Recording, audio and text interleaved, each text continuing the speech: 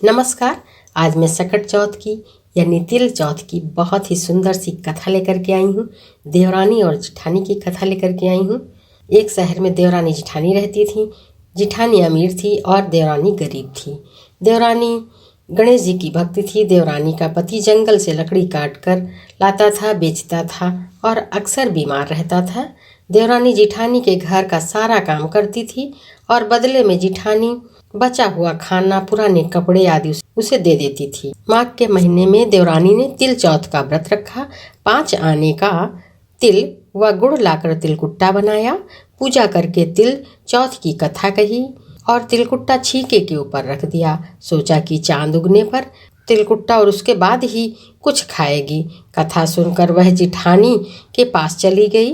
खाना बनाकर जिठानी के बच्चों से खाना खाने को कहा तो बच्चे ने बोला, माँ ने व्रत किया है और माँ भूखी है। जब माँ खाना खाएगी तब भी हम खाएंगे।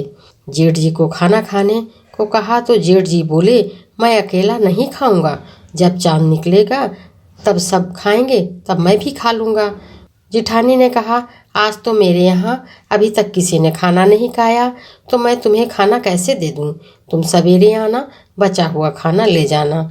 देवरानी के घर पति बच्चे सब आस लगा करके बैठे हुए थे कि आज तो त्योहार है, इसलिए कुछ पकवान आदि खाने को भी मिलेगा। परंतु जब बच्चों को पता चला कि आज तो रोटी भी नहीं मिलेगी तो बच्चे रोने लगे। उसके पति को बहुत गुस्सा आया और वह कहने लगा कि सारा दिन काम करके भी 2 रोटी नहीं ला सकती तो काम करने का क्या फायदा। पति ने गुस्से में आकर पत्नी को कपड़े धोने वाले धोवन से मारा। धोवन हाथ से छूट गया तो पाटे से मारा। वह बेचारी गणेश जी की याद करती हुई रोते रोते सो गई। उस दिन गणेश जी देवरानी के सामने आए और कहने लगे, धोवन मारी, पाटे मारी, सो रही है या जाग रही है। वह बोली, कुछ सो रही हूँ, कुछ जाग रही हूँ। गणेश जी बोले, भूख लगी है, कुछ खाने को दे दो। देवरानी बोली, क्या दे दूँ, मेरे घर में तो अन्न का दाना भी नहीं। जेठानी बचा खुचा खाना देती थी, आज वो भी नहीं मिला। पूजा का बचा हुआ तिलकुट्टा छीके पर पड़ा है, वही खा लो। तिलकुट्टा खाने के बाद गणेश जी बोले, धोवन मारी, पाटे मारी, निमटाई लागी, कहाँ निमटे। वह बोली, यह पड़ा है घर, निमट लो।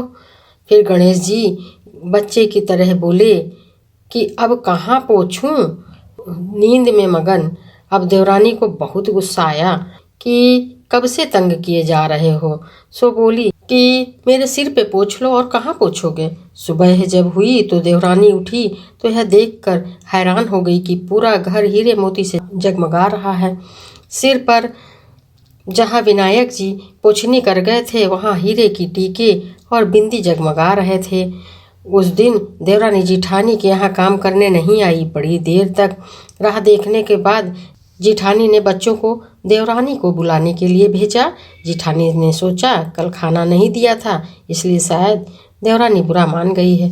बच्चे बुलाने गए। बच्चे बोले, चाची चलो, माँ बुला रही है, सारा काम पड़ा है। देवरानी ने जवाब दिया, अब उसकी ज़रूरत नहीं है, घर में सब भरपूर है, गणेश जी की कृपा है, आशीष से सब कुछ है। बच्चों ने घर जाकर माँ को बताया कि चाची का तो पूरा घर हीरे मोतियों से जगमगा रहा है। जिठानी दौड़ती हुई देवरानी के पास आई और पूछा कि यह सब कैसे हुआ। देवरानी ने उसके साथ जो सब कुछ हुआ था कह डाला। घर लौटकर जेठानी ने अपने पति से कहा कि आप मुझे धोवन और पाटे से मारो। उसका पति बोला कि भली मानस, मैंने कभी तुम पर हाथ नहीं उठाया, मैं तुम्हें धोवन और पाटे से कैसे मारूं। वह नहीं मानी और जिद करने लगी। मजबूरन पति को उसे मारना पड़ा। उसने ढेर सारा घी डालकर चूरमा बनाया और छीके पर रखकर सो गई। रात को जब चौथ विनायक जी आए तो कहने लगे, भूख लगी है, क्या खाऊं। जिठानी ने कहा, हे गणेश जी महाराज, मेरी देवरानी के यहाँ तो आपने सूखा तिलकुट्टा खाया है, मैंने तो झड़ते घी का चूरमा बनाकर आपके लिए छीके में रखा है, फल और मेवे भी रखे हैं, जो चाहो खा लीजिए। बाल स्वरूप गणेश जी बोले, अब निपटे कहाँ। जिठानी बोली, उसके यहाँ तो टूटी फूटी झोपड़ी में थे, मेरे यहाँ तो कंचन का महल है, जहाँ चाहो वहाँ निपट लो। फिर गणेश जी ने पूछा कि अब पूछूं कहाँ। जिठानी बोली, मेरे ललाट पर बड़ी सी बिंदी लगा कर पूछ लो।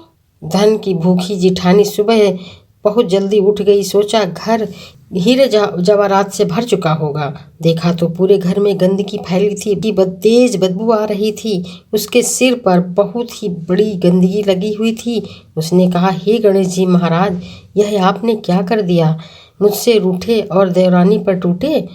जिठानी ने घर की सफाई की और बहुत ही कोशिश करी, परंतु गंदगी ज़्यादा से ज़्यादा फैलती चली जा रही थी। जिठानी के पति को मालूम चला तो बहुत ही गुस्सा हुआ और बोला, तेरे पास इतना सब कुछ था, फिर भी तेरा मन नहीं भरा। परेशान होकर गणेश जी से मदद की विनती करी। गणेश जी ने कहा, देवरानी से जलन करने के कारण तूने जो किया था उसी का फल तुझे मिला है। अब तू अपने धन से आधा धन उसे देगी, तब यह सब कुछ साफ होगा। उसने आधा धन बांट दिया, किंतु मोहरों की एक डंडी चूल्हे के नीचे गाड़ दी। उसने सोचा कि किसी को पता नहीं चलेगा। अब उसने उस धन को नहीं बांटा। उसने कहा, हे श्री गणेश जी, अब तो अपना यह बिखराव समेट लो। वो बोले, पहले चूल्हे के नीचे गड़ी हुई मोहरों की हांडी सहित ताक में रखी 2 सुई के भी 2 हिस्से कर दो। इस प्रकार जानन के बाल स्वरूप में आकर सुई जैसे छोटी चीज का बंटवारा किया और अपनी माया समेटी। हे गणेश जी महाराज, जैसी आपने देवरानी पर कृपा की वैसी सब पर करना। कहानी सुनने वाले, हुंकारा भरने वाले सब पर करना, लेकिन जिठानी जैसी सजा आप किसी को मत देना। बोले गणेश भगवान की जय। और जाते जाते चैनल को सब्सक्राइब करें, वीडियो को लाइक करें, शेयर करें और एक बार प्रेम से बोलें, जय श्री कृष्णा, राधे राधे।